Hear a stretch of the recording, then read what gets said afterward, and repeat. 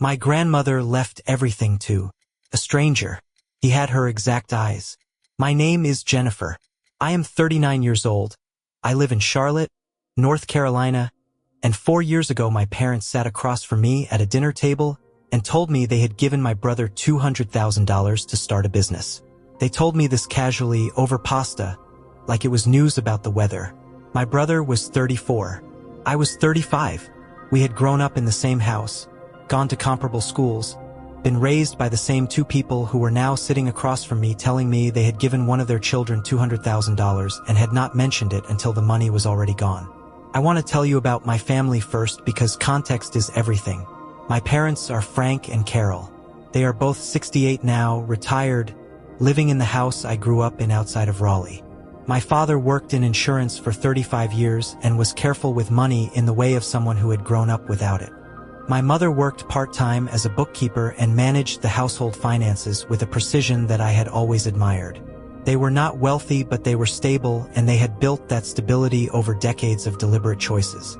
My brother's name is Stephen. He is 37 now, 3 years younger than me, and he has always been the version of our family that my parents worried about and therefore paid most attention to. Not because he was troubled in any serious way, but because he was the kind of person who generated concern, big dreams, inconsistent follow-through, the charm to make people believe in him, and the track record that should have tempered that belief. I say this not to be unkind to Stephen, but to be accurate. I love my brother. I also know my brother. I have a master's degree in accounting. I have worked for the same firm for 11 years. I am good at what I do. I have been promoted appropriately, and I have built a stable financial life through years of careful decisions. I bought my own house at 32 with a down payment I saved myself. I have an emergency fund, a retirement account, and no debt except my mortgage. I say this not to brag, but because it is relevant to what comes next. My parents never gave me $200,000. They never gave me $50,000. They never gave me $20,000. The most significant financial help they ever gave me was $5,000 toward my graduate school tuition, which I thanked them for genuinely and which I recognized as a real sacrifice. When they told me about Stephen's $200,000 over pasta, I put my fork down and I asked them to tell me more. They explained that Stephen had an idea for a restaurant, a fast casual concept he had been developing for 2 years. He had a business plan, he had a location identified, he was ready. They had believed in him. They had used a significant portion of their retirement savings to fund his dream. I asked if they had considered the risk. My father said they had faith in Stephen. I asked if they had spoken to a financial advisor before moving that amount of money. My mother said they had done their research. I asked why they had not told me before the money was given. There was a pause. Then my father said they had not wanted to make it into a bigger conversation than it needed to be. I went home that evening and I sat with what I was feeling for a long time. What I felt was not simple jealousy. It was something more specific. A recognition of a pattern I had been aware of my entire life but had never seen expressed in such concrete financial terms. My parents had always given Stephen more attention, more patience, more benefit of the doubt. I had always been the one who did not need as much because I was the one who was fine. Being fine, I now understood, had a financial cost I had never quantified. The restaurant opened. I went to the opening with my husband David and we ate good food and Stephen was charming and proud and the place was genuinely nice. I wanted it to succeed. I genuinely wanted it to succeed. Closed 18 months later. The reasons were multiple: location issues, staffing problems, cost overruns, the specific difficulty of the restaurant business that everyone who has never run a restaurant tends to underestimate. Stephen lost the $200,000 my parents had given him plus an additional $60,000 he had borrowed from other sources. He was financially devastated. My parents called me 3 months after the restaurant closed. They were calling, my mother said, because they were in a difficult position. They had used a significant portion of their retirement savings on Stephen's business, and now that the business had failed, they were looking at their financial picture and feeling uncertain. They had some unexpected medical expenses. They were wondering, my mother said carefully, if David and I might be in a position to help them with a short-term loan. The number they named was $40,000. I sat on the phone with my parents for a long time after that number was said. I thought about the pasta dinner. I thought about the $5,000 for graduate school. I thought about 18 years of being the one who was fine. Then I asked my parents a question I had never asked them before. I asked them if they understood that they were asking me, the child they had not given $200,000 to financially rescue them from the consequences of having given $200,000 to my brother. There was a very long silence. My mother said they had not thought about it that way. I said I believed her and that I thought they should think about it that way. My father said they were in a difficult position. I said I understood and that I was sorry they were in a difficult position and that I needed some time before I could answer their question. I spent 2 weeks thinking about it. I talked to David, who was supportive in the way he always is, which is to say he told me clearly what he thought and then told me it was my decision. I talked to my therapist. I thought about my parents as people, not as the architects of an unfair childhood, but as two 68-year-olds who had made a decision with love and bad judgment and were now living with the consequences. I gave them $15,000. Not $40,000. $15,000. I told them it was a gift, not a loan, because I did not want the complication of being repaid and I did not want the dynamic of being owed something to enter our relationship. I told them I was giving what I could give without compromising my own financial security. I told them the rest of what they needed would have to come from other sources or from adjusting their expenses. My mother cried. My father said thank you in a voice I had not heard from him before. Stephen called me a week later to say he was sorry for what had happened and that he knew what I had done. That phone call was the most honest conversation Stephen and I have ever had. My parents have not asked for more money. We have not had the larger conversation, the one about patterns and fairness and what the $200,000 meant in the context of a whole family history. I do not know if we will. I am still deciding whether having that conversation would give me something I actually need or just cost everyone something without providing anything useful in return. Update: 8 months later. Stephen called me 2 months ago. He has a new job. Not another business, an actual job, working as a general manager for a restaurant group. He said the experience of failing had taught him things he could not have learned any other way. He said he was rebuilding slowly and that slow was okay. Then he said something I had not expected. He said he knew that my parents had asked me for money after the restaurant failed and that he had found out how much I had given. And that he wanted to pay me back. Not all at once. Monthly. Whatever amount I thought was fair. I told him $200 a month. He said okay. He has sent it every month since. I do not need the money. I am putting it into a savings account I opened specifically for this purpose. I have not decided what to do with it. Maybe I will give it back to him someday when he needs it. Maybe I will keep it as a record of something being made right. My parents and I are okay. We are careful with each other in ways we were not before. I think they understand something now that they did not understand before. I have not told them they should understand it. They arrived there on their own and I think that matters. So Reddit. Was I wrong to give only $15,000 instead of the $40,000 they asked for? Was I wrong to bring up the $200,000 in that phone call? Because my mother said I made her feel guilty. I said that was not my intention. I said I was just being honest about the arithmetic. Tell me what you think. My in-laws secretly wrote me out of my husband's life insurance policy after his death. I found out when the check went to them my name is Sandra. I am 43 years old. I live in Memphis, Tennessee, and 2 years ago my husband died. His name was Thomas. He was 46 years old, and he died from a sudden cardiac event in March while he was getting ready for work. I was downstairs making coffee when I heard the sound, and by the time I reached him it was already over. He was gone in minutes. I did not get to say goodbye. I did not get to hold his hand. The last thing I said to him was something about whether we needed more coffee filters. I am going to tell you about the insurance because that is what this story is about.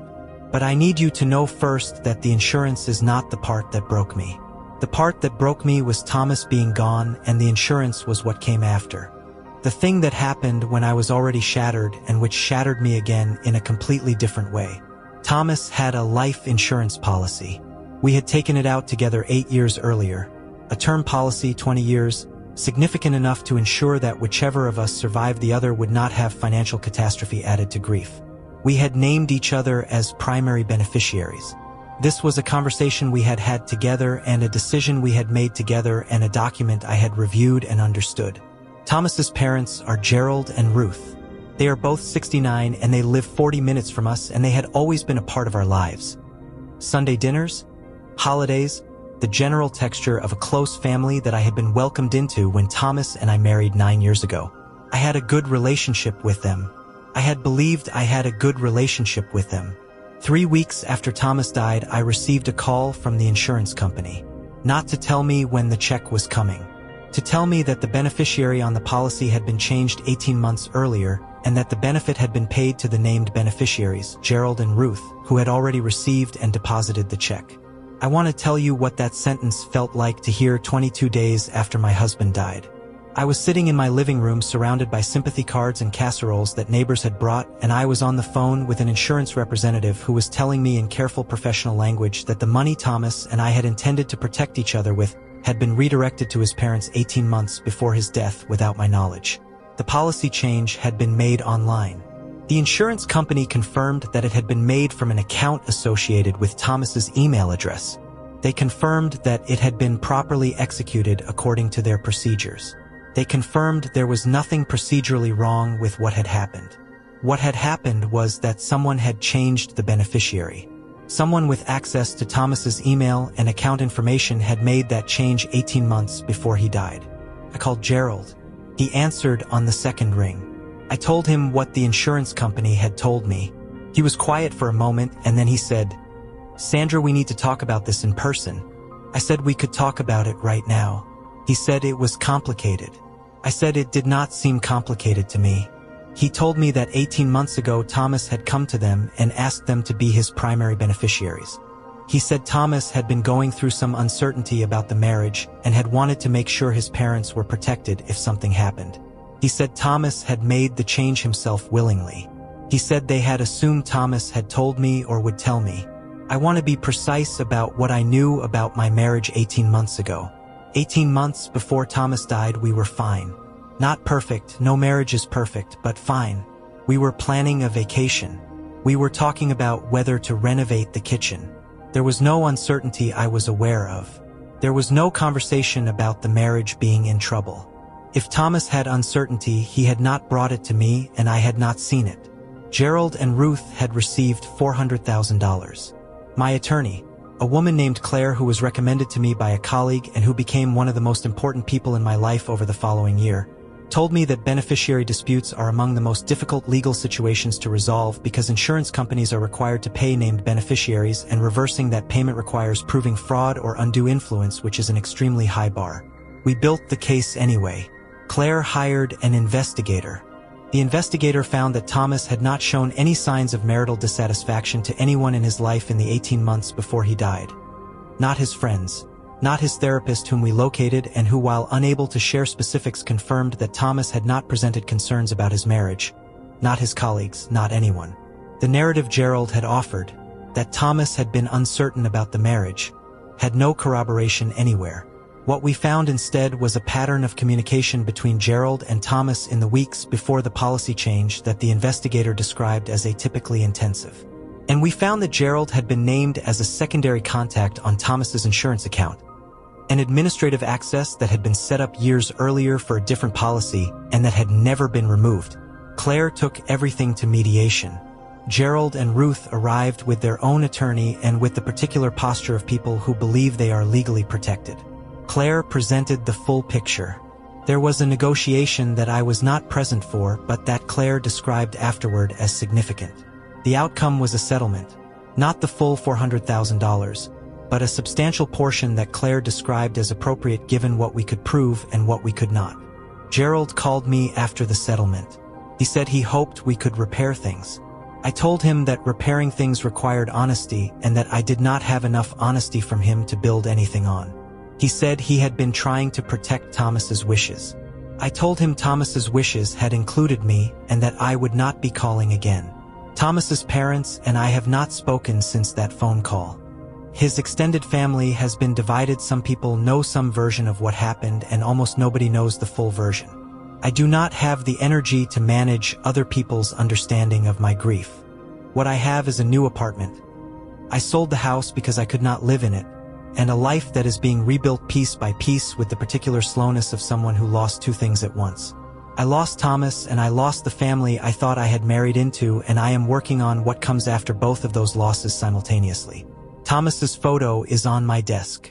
I talk to him sometimes when I am alone. I tell him I do not know why he gave his parents access to his account. I tell him I wish he had talked to me. I tell him I miss him every single day. Update 4 months later. Ruth called me 6 weeks ago. Not Gerald, Ruth. She called from her personal cell phone on a Sunday afternoon, and she was crying before she finished saying my name. She told me that she had not known about the policy change until after Thomas died. She told me that Gerald had told her about it and that she had believed his version, that Thomas had wanted them protected, and that she had accepted the money without fully examining what she was accepting. She said that as time passed, she had become less certain about Gerald's version of events and more troubled by what she had accepted without questioning.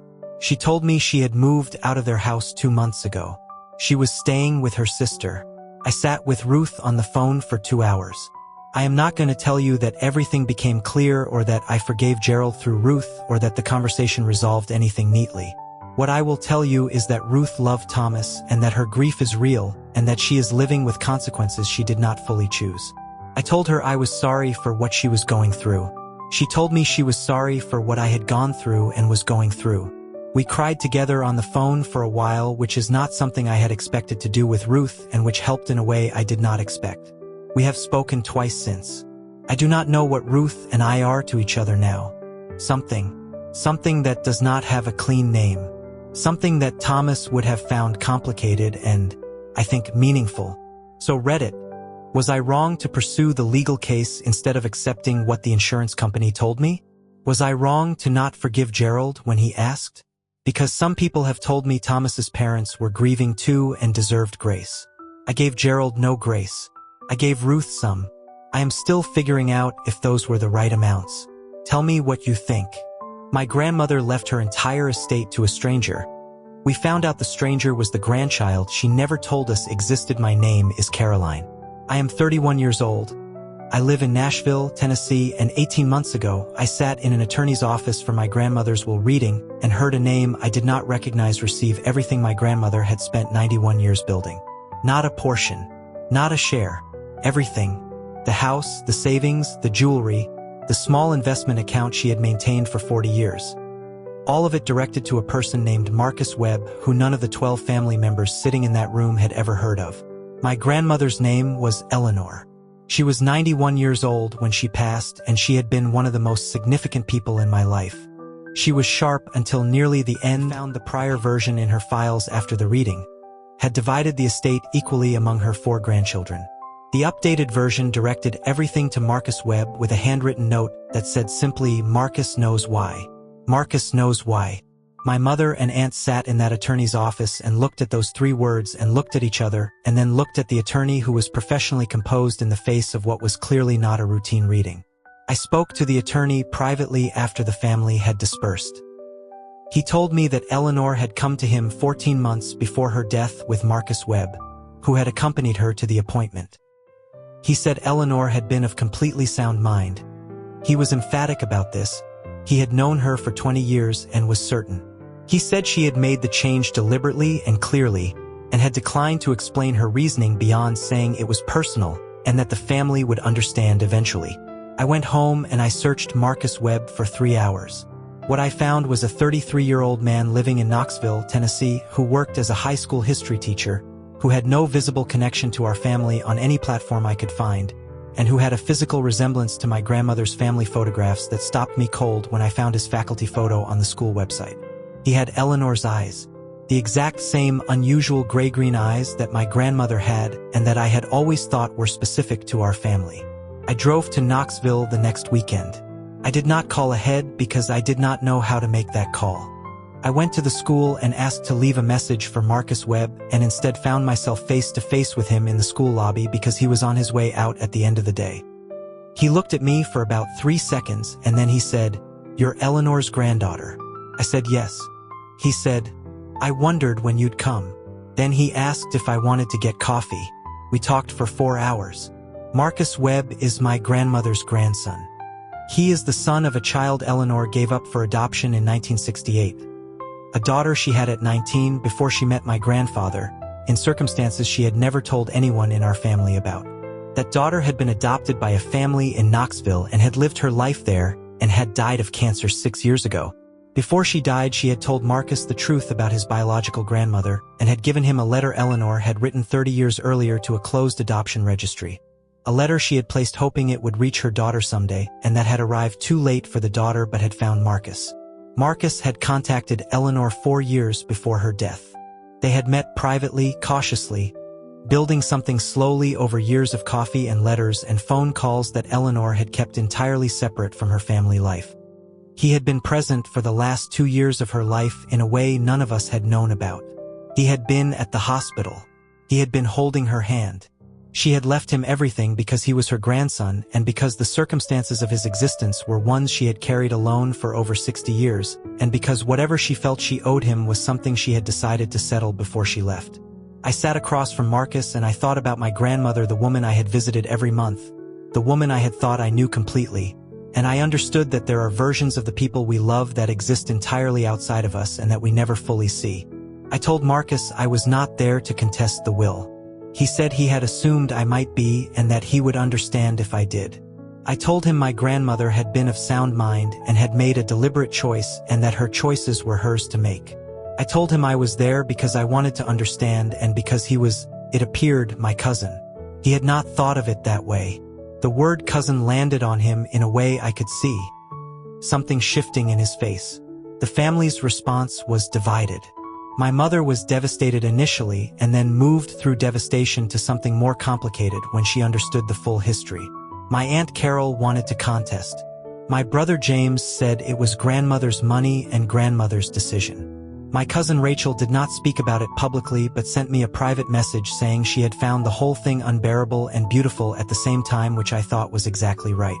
I did not contest the will. My mother did not contest the will. Aunt Carol retained an attorney and explored her options and ultimately was advised that contesting would be expensive, difficult, and unlikely to succeed given Eleanor's documented mental clarity. Marcus and I have had lunch 4 times. He is thoughtful and careful and looks at me sometimes with an expression I recognize as the expression of someone trying to figure out where they fit in a picture that already existed before they arrived. I know that expression because I have been wearing it too. He told me at our last lunch that Eleanor had talked about me often. He said she had told him I was the one who understood her humor. I told him that was the most my grandmother thing I had ever heard her say about anyone, and we both laughed, and it was the first time laughing about Eleanor had felt like something other than loss. Update: 4 months later, Marcus came to our family Thanksgiving. My mother invited him. My Aunt Carol did not come, but she sent a message afterward asking if we could have coffee in the new year, which I thought was progress. Marcus sat at Eleanor's place at the table. My mother had said it that way, not as a replacement, but as an acknowledgement. He brought sweet potato pie because Eleanor had always brought sweet potato pie and he had learned her recipe from her directly. Nobody talked about the will. Nobody talked about the money. We talked about Eleanor, stories, memories, the particular texture of who she was. Marcus had stories none of us had heard. We had stories he had never known. Together we had a more complete picture of a woman we had all loved than any of us had alone. After dinner, Marcus and I stood in the kitchen doing dishes and he said, "I spent 33 years not knowing where I came from. She gave me that. Whatever else anyone thinks about it, she gave me that." I did not say anything. I just kept washing dishes. I think silence was the right response. I think he knew I understood. So Reddit, was I wrong to not contest the will? Was I wrong to reach out to Marcus instead of letting attorneys handle everything? Because my aunt still thinks I should have fought harder for Eleanor's estate. But Eleanor knew what she was doing. She always knew what she was doing.